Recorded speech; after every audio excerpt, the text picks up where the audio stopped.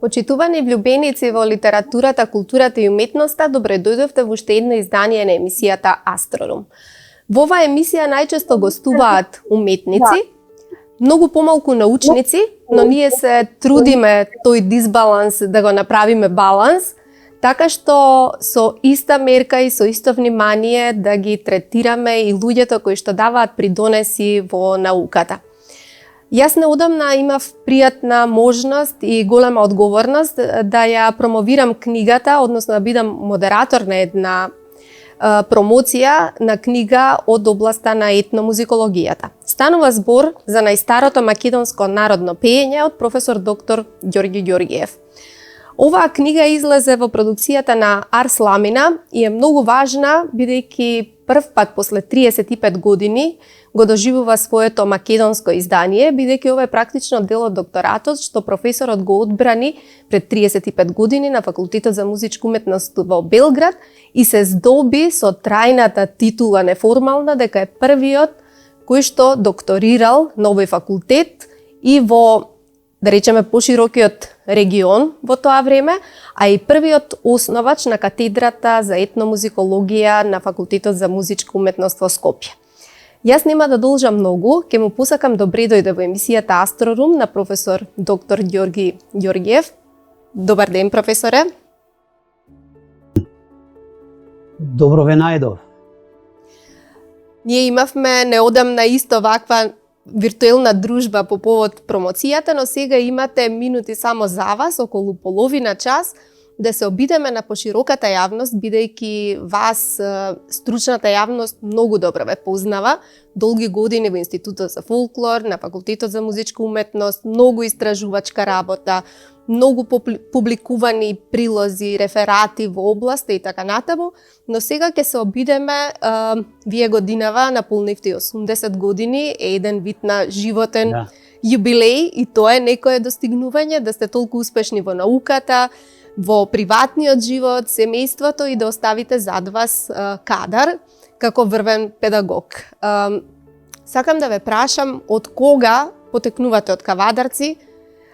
Виното се врзува со песната, тоа е една градска средина, музиката секогаш била дел од тиквешијата.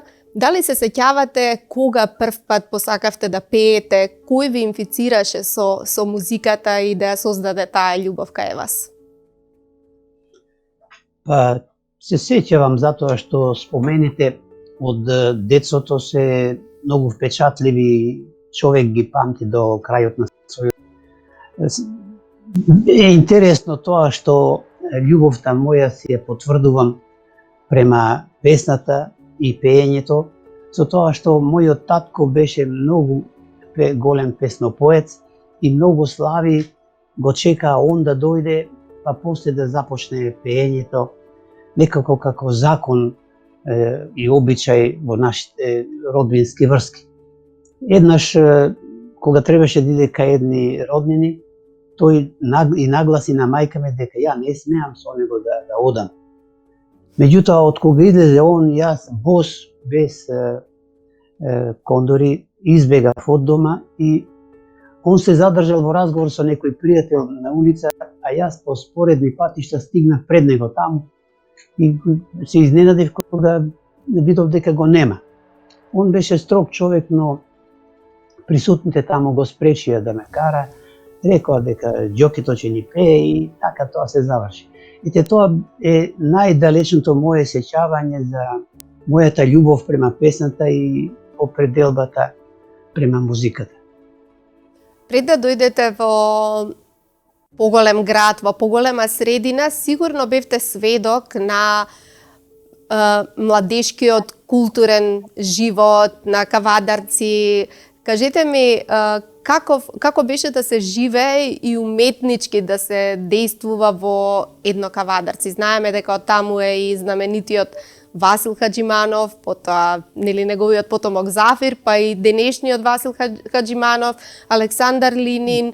Значи, кавадарци секогаш ни дава квалитетни музичари, да не зборувам од изведувачите колку умина се во областа. Да. Никола Бадев, да речеме и така.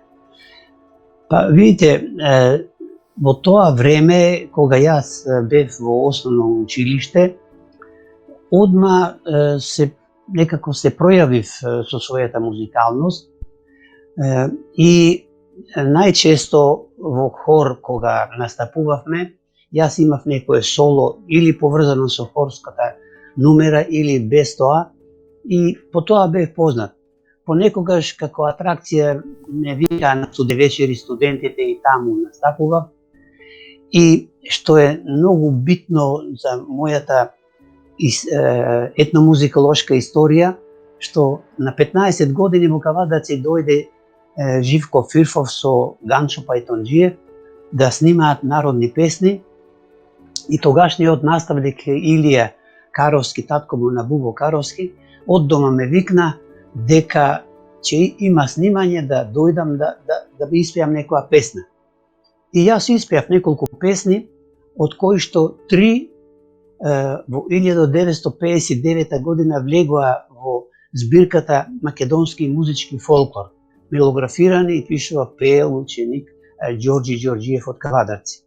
А кога дојде време да се определам што ќе учам како определба од средното школо, мојот татко, односно јас, имав 4 сестри пред мене и 1 брат. Јас сум 6-то дете и татко ми беше многу слободолюбив. Така и се оженил со мајка ми, ја побегнал и 16 години татко и не ја простил. Сакам да речам дека татко ми рече, определи се што сакаш да учиш. Меѓутоа имај предвид, јас имав 4 арамии предходно. Значи, черките го со руба што им ја спремам за мажење, го ограбиле во таа смисла. Ако добиеш некоја стипендија, можеш да одиш и во Скопје, да речеме. Ти знаеше дека јас сакам да одам музичко училиште, но кога тоа ми го кажа, јас како добар син, му рекол, добро, тато, јас ќе запишам некоја друга школа, а тогаш баш се отворија средните економско, винарско и шумарско училиште во Кавадарци. Многу од моите другари се запишаа на тие училишта и јас се запишав во средно шумарско училиште. Меѓутоа имав среќа што мој комшија беше Стојан Андов, кој што тогаш беше студент и за моја среќа, велам, беше во комисија за стипендии во општината. Еднаш кога игравме џамли, тој ме викна и ме праша што се запишав, зошто не сум конкурирал јас за стипендија. И кога му кажав, он рече, ти слободно, Ѓоке, иди на приемен испит, има дополнителен испит во музичко во Скопје, стипендијата ти е веќе осигурана. Ние направивме, викам, муабет на комисијата, сите те знаат и се чудија зошто барем ти не си конкурирал. И така Стојан Андов мене ми ја определи судбината да бидам музичар, да бидам ете тоа што сум. Кажете ми после како се одвиваше образувањето, како се продлабочуваа знаењата, дали исто вака како што го споменувавте господинот Андов, имате некои клучни личности во вашиот развој, професионален развој? Дали можете да се сетите на клучните моменти што ве направија ова што сте денес? Па имаше во средното школо, имаше некои споредни, односно неповрзани работи со оваа определба, но едно беше битно, што јас учев 6 години средно музичко училиште. затоа што другите што има ниже музичко училиште, кои што паралелно со осмолетката завршува и ниже музичко, они учеа само 4 години. Јас мора 2 години како подготвителни да ги учам за да се запишам во средното музичко училиште. И добро ми одеше работата, имав добри другари, например, во класот ми беше и Панче Кочовски, познатиот од мексиканската дружина. Магнифико, да. Па познатиот композитор Стојан Стојков и други мои сегашни другари. Но кога ми мутираше гласот и кога се оформив како способен за машко пеење, да кажам, тогаш некако се пријавив кај Петре Богданов Кочко, композиторот Петре Богданов, кој што предаваше соло пеење во средното музичко училиште, и он сакаше да го имплементира кај нас белканто пеењето. И јас многу напредував во тоа образование, он многу ме засака. Дури на екскурзии ми купуваше по некој чоколадо по патот да имам. Бев малку слабичко детенце, ама тој сакаше да ме направи оперски пеач. И меѓутоа, ние живеевме во интернати, јас живеев и во една гаража за мотор, затоа што во интернатите живеевме по 12 мина во една соба.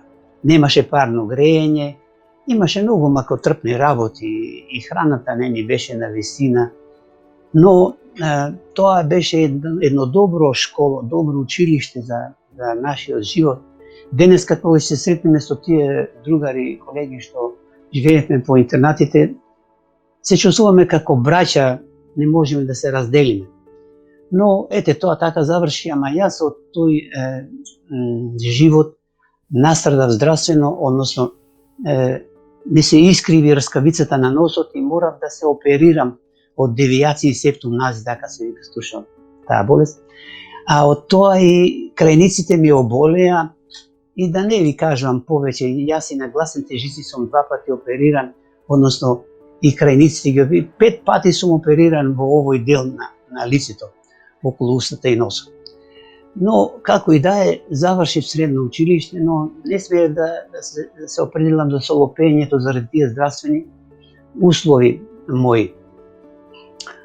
Во Белград се запишав спонтано, тогаш се отвори одделот за етномузикологија, се викаше музички фолклор, и бевме тројца во првата генерација македонци и еден србин.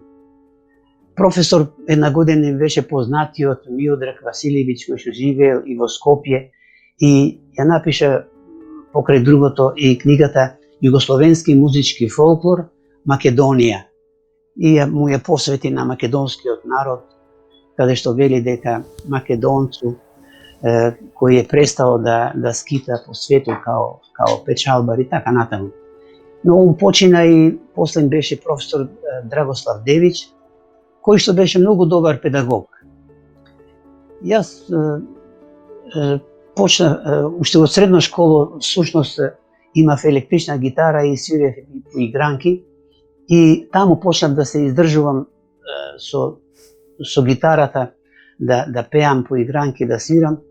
Но еден ден отидов во радио телевизија Скопје, каде што прима пеачи, и таму диригентот Боривој Симиќ беше изненаден од аудицијата моја, како он ми удри еден акорд, ја одма му кажах упола умањи. И он се зачуди, па ја нисам мислил да ви то кажете, него да отпевате разделено. И кога пеев со високи регистри, тогаш без здрав во грлото, немав проблеми, он само рече: ви се пријавите секретару нашем, ево га тај и тај, и сутра доđите на посал. Тоа ми беше едно достигнување, затоа што со тој хор и во Русија гостувавме и пеевме во салата на Петар Илиќ Чајковски во Москва, И дури не снимија на Радио Москва, што е ретко кој странски ансамбл го снимаат они, и ни дадол некои грдни пари кои што после не знаеме како да ги потрошиме. Кога дојдовме во Белград имаме едно чудо пари и си купив некои сувенири. Но не само таму, на Дубровачките летни игри 2-3 пати пеевме, бевме во Румунија, пеевме во престижни сали. И така јас завршив со студиите и со тоа учество во тој хор. Меѓутоа интересно е што се малку се пофалам. Уште како студент јас бев прв студент кој што учествуваше на Конгрес на Сојуз на фолклористите на Југославија. Чудно, но во библиотеката на Факултетот за музика пронајдов грамафонски плочи на кои што пеел 40 година пеел Васил Хаџиманов. Он бил со една група играурна од Кавадарци на такмичење на некој фестивал во Белград и тогашниот декан на Факултетот за музика Коста Манојловиќ го снимал на фонограф. И јас ги слушав тие песни и ми дојде некако идеја да напишам семинарска работа. А кога ја напишав, и професорот Девич ми рече: па Ѓорѓе, ово е и за конгресни труд, дај ти то мало стегни и пријави се. Потоа се пријави стварно во Друштвото на фолклористите на Србија и во Академијата науките го читав рефератот, ми беше одобрен и со тој реферат како студент учествував на 13-тиот конгрес на Сојузот на фолклористите на Југославија, кој што се одржа во Дојран. Значи, тоа ми беше прв настап во научната сфера, која што до денеска е мој придружник и мислам, постигнав тоа што го постигнав во таа област. Иако во Белград, кога честев за дипломирањето и во хорот, диригентот ми рече: значи, Ѓорѓе, вие дојдовте да пеете за секој во нашиот хор. Јас му реков: за жал, маестро, мене Македонија ме чека. Ме чека мајка ми, бидејќи сум нејно 600 дете, сака она и јас да се оженам, да имам пород. И она вели: тогаш можам слободно да си отидам јас од земјава, од животот. Споменавте многу важни работи. Ние, помладите генерации, се уште како главни референции ги користиме рефератите од овие конгреси што ги споменавте, а навистина сте единствени што веќе како студент сте имале довербата да можете да настапите со реферати, од тогаш практично започнува вашата професионална кариера. Вие на Белград му се враќате повторно и тоа во последен момент решавате наместо кај својата менторка во незината земја Ана Чекановска да докторирате во Белград. Го споменавте Институтот за фолклор, јас ве прекинав, можете да споменете, ова ни се корифеите на македонската етномузикологија, кои што после Живко Фирфов и Хаџиманов, нели професионално действуваат, секој во својата област, некој во етноорганологијата, некој во етнокорологијата, вие за вокалната традиција најмногу. Како беше во Институтот за фолклор во тоа време да се работи? Вие имавте и посебна мисија, се уште имавте фолклор на терен, не е како што ние денес мораме да им веруваме на вашите записи за да можеме да истражуваме. Ретко што се наоѓа од оној фолклор кој што вие можевте да го сведочите директно. Видите, тоа беа благодетни денови од нашиот живот, бидејќи за среќа покрај тоа што Републиката беше расположена да се извадат од мистификација сите литературни извори на нашите соседи, дека не сме Западна Българија или Јужна Србија, тогаш за среќа ни беше директор и доктор Блаже Рицевски, кој што за тоа беше многу свесен и од петни жили се залагаше да постигнеме резултати. Не праќаше и надвор од земјата на специализации во Русија, во Америка, во југословенските центри и човек не можеше да не ја сака таа работа во такви благодетни услови. Тогаш ние навистина без проблеми одевме на терен И ете видите, пред 50 и некоја година кога започнав јас во институтот, имаше уште од старата генерација певици и можевме да ископаме, така да речам, информации за најстарите стилови на пеењето и можеби тоа беше и еден повод јас да се определам за овие песни за кои што го носат насловот на книгата. Ние спонтано дојдовме до книгата, можеби само уште малку предисторија. Споменав на почетокот дека ова дел од вашиот докторат со кој што оставивте маестрален, би рекла, впечаток во Белград и влеговте во аналите на таа институција и на балканската етномузикологија, што и докториравте и пред професорот Драгослав Девич, затоа што имавте труд, материјал кој што заслужуваше да биде одбранет и да остане лектира за сите идни генерации. Вие сте цитиран, иако 35 години тоа беше во ракопис, односно во форма како што се печатат докторатите. Сега доживува и официјално издание, така што ќе можат и идните генерации да се служат. Да објаснам уште малку, ова најстариот стил на македонското народно пеење не е случајно изведен ваков наслов, тоа се песните со извикувања, кои што вие ги обработивте, меѓутоа дојдовте до важни сознанија. Јас сега ќе ве замолам, верувам дека луѓето слушна и на промоцијата за што станува збор, но да ми кажете за одликите на овој вид на пеење. Значи тука има повеќе аспекти, не е само естетската, не е само антрополошката. Можете ли накусо да ни ја кажете генезата на трудот и воопшто генезата на најстариот стил на македонско народно пеење? Видите, јас на првиот терен во Тетовско село Блаце се соочив со најстарите песни од Македонија, песни со извикувања кои ги пееат три пеачки, кои што одма штом излеговме од возилото ги слушавме како во живо пеат, ни кажаа дека се каначки за насвадба и носеа едно барде со босилек и други цвечиња и испеа уште неколку песни на наша молба и некако ме зароби тоа сознание. Ми беше многу чудно зошто со таква концентрација и некаков респект извикуваат на крајот од песните со еден долг надолен извик. Тоа моje интересирање го продлабочив и после некоја година со свој реферат учествував на меѓународниот симпозиум за балкански фолклор во Охрид под наслов Извикувања во свадбените македонски народни песни.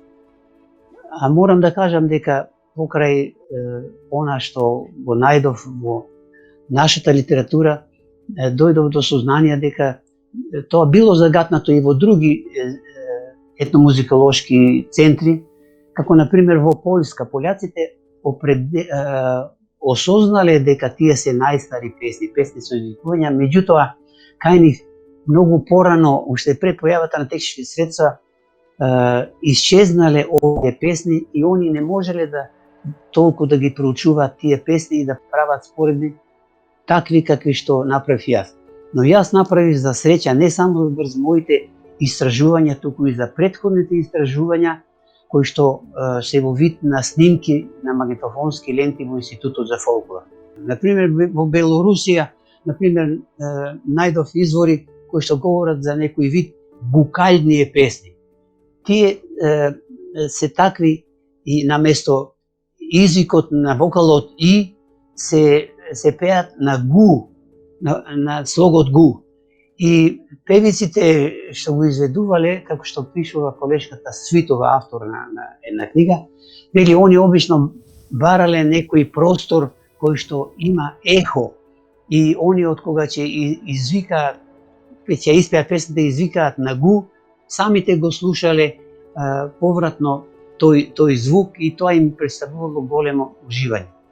Меѓутоа, не само таа естетска категорија во Брянска, во Русија, туку да речеме познатиот композитор Мокранец, има една многу интересна изјава во својата книга Записи српских мелодија, песни кои што се од Косово, и он во еден момент кога ги опишува карактеристики на тие песни, вели: кога ќе ги слушав, секогаш ме обземаше студ и солзи ми навираа на очите. Значи, оваа појава, ова музичка содржина не е случајна. И во Македонија, јас кога одев на терените, многу од певиците посебно се подготвуваат да извикат. Во село Гостиражни Велешко една певица од кога убаво испеја ми рече: ова не е тоа, ама да беше истојна мојата другарка секоја што пее, ќе видите вие како тоа. А ја велам: како тоа, што му фалеше на ова, беше убаво. Не, вика, на гласот вика не е баш исто тоа. Они сите три извикуваат во ИСО, во еден тон, и се трудат да бидат многу убаво сконцентрирани. Значи, таа појава имала таква естетска вредност за нив, што они не кој го да и било како да ја пееле со песни. Сега, ако дозволите да кажам, при тоа проучување на генезата на самото извикување, констатирав дека тоа постоело и самостојно, без да биде вградено во песни. Девојките, например, во село Ореовица во Радовишко, кога тргнувале на вода, ќе се соберат и сите ќе извикат наеднаш со долг надолу извик на И.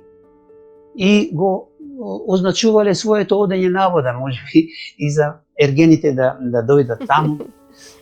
Од друга страна, и кога правеле поседенки, обично на амбари, имало услови за тоа, исто така извикувале без да пеат, така што оваа појава, извикувањето во праисторијата најверојатно постоело самостојно, а после се асимилирало во песните на своевиден начин. И ако дозволите да кажам кои се причините за тоа што се асимилирало во песните, ќе кажам и констатирав ја, и тоа го аргументирав со бројни песни. Проблем бил историски просторот во кој може да се испее мелопоетска форма, структура. Зборот да се испее со убава мелодија, но се знае општо од науката и воопшто се е познато дека потешко е да се направи музичка содржина отколку говорна содржина. И затоа немало доволно музичко чувство, излевање на доволно музичко чувство во песните, затоа што се пееле во тесен простор, во тесен амбитус. И тогаш од тие причини најверојатно извикот влегол во употреба. Јас само ќе ве прашам, вие најмногу се концентриравте во вашата професионална кариера на вокалната практика во етномузикологијата, но секако имате увид, вие ни бевте и професор во целата етномузикологија, она што подразбира и народни ора, и свирка, и вокално-инструментални.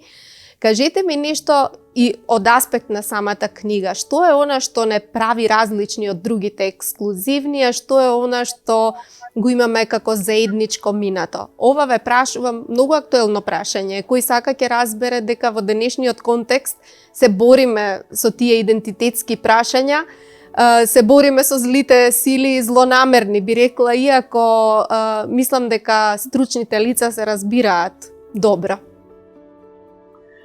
Па, да подсетам на она изрека на еден познат етномузиколог, кој што рекол: немојте да пеете во Босна, немојте да свирите во Хрватска, немојте да играте во Србија. Во Македонија тоа да не го правите, зашто и ќе ве надиграт, и ќе ве надпеат, и ќе ве надсвират. Јас во литературата сретнав и многу други поиздржани мислења дека, например, академик Душан Неделковиќ на едно место пишува, вели: нема по-музикален народ и народ со поголемо лирско чувство. Македонците се најголеми лиричари на Балканот. Ете, тоа се зборови и Коста Манојловиќ има пофалено вели дека ќе се појави некој гений што ќе ја издигне, вика, нашата музика на едно повисоко естетско ниво и така натаму, и така натаму. И македонскиот ритам, 7-8, вие на промоцијата дадовте прекрасен пример дека тој ритам треба да се вика македонски ритам на бугарското оро, на македонското оро, односно бугарски научник го кажа тоа.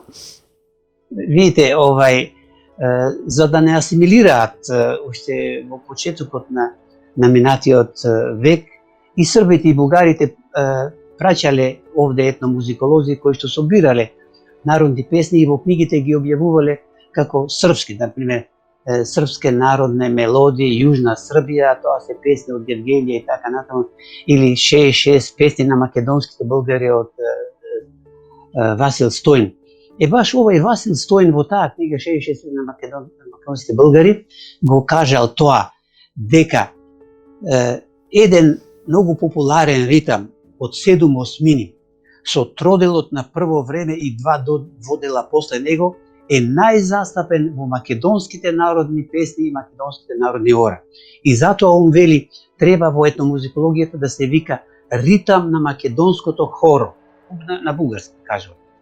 Наспроти, вели, нашата рченица, која е многу по-динамична, брза, ама структурата на метроритмиката е со 2 дводела однапред и на крајот тродел.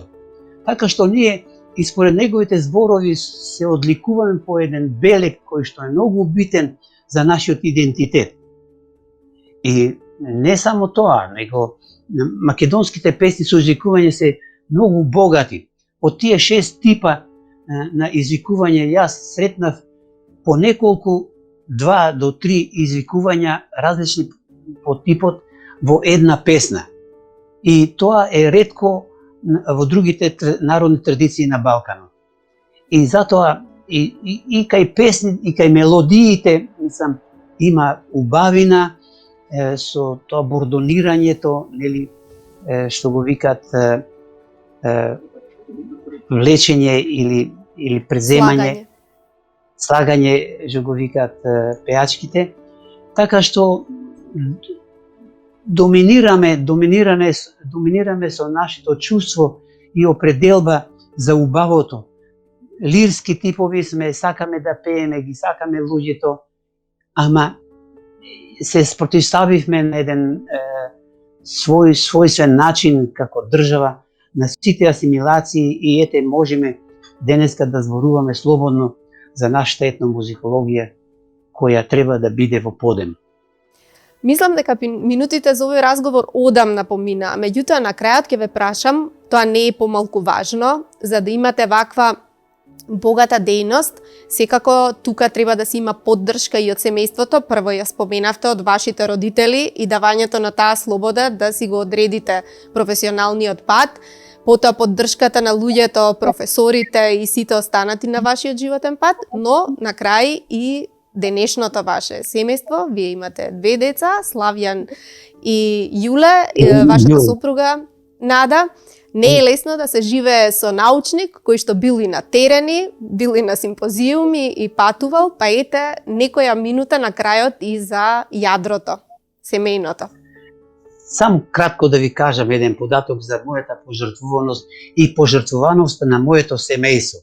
И на жена ми, и на син ми, а особено на ќерка ми, која што пред 10 години уште го откуца овој текст на книгава. Знаете, јас бев многу активен и во апликативните дејности, како ме вика режисер на Балкански фестивал, на Илинденски денови, на многу советувања и така натаму и така натаму. Ама интересно е што мојата сопруга ми дозволи на јубилејниот 10-ти фестивал во Битола како режисер сепак да учествувам, иако она е бремена со мојата ќерка.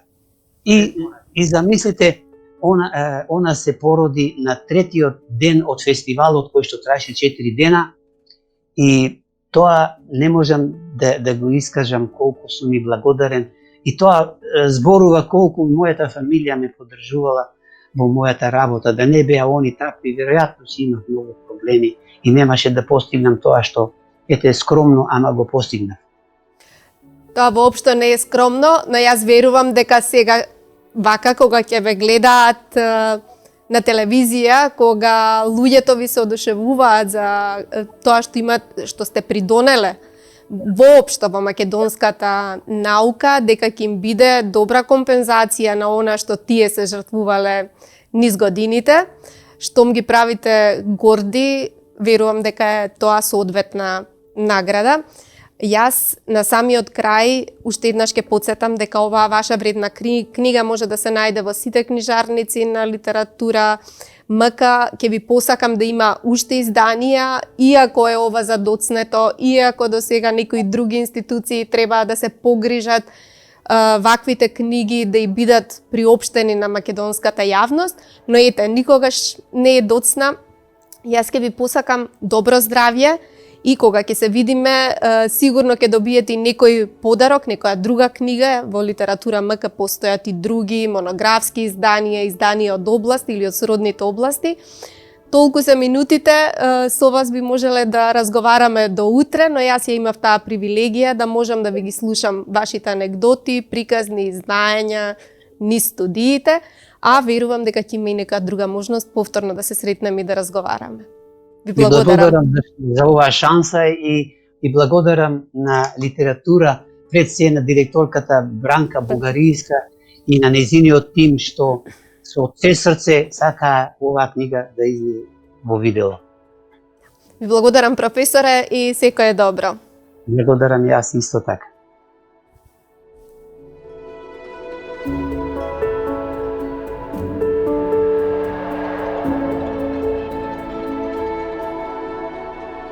Thank you.